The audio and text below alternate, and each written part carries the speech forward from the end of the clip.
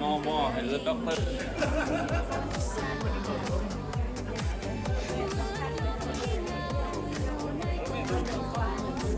ไปนอกคณะนอกตั้งจิตมาแต่ไกลตั้งใจมาแต่บ้านบางสร้างส่วนกุศล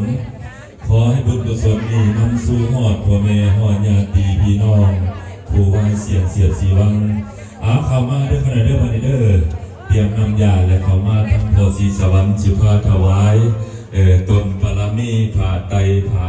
ผ้าเขาทิพย์ตนกระพึกกระเอาเสื้ออีโพ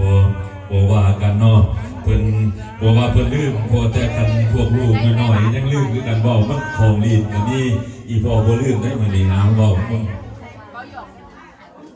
เป็นคลีนเป็นคำแท็กได้ถ้ามีลูกมีหลานหรือว่าเจ้าเองเนาะไปเคลมแท็กได้เลยพี่น้องด้วย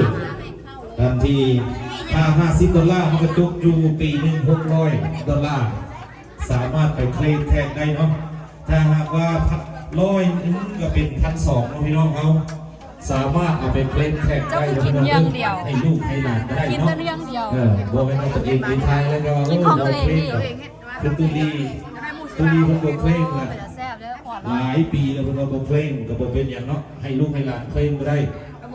ทั้งสั้นอะไรมาขอความช่วยเหลือน้ำพีน้ำน้อง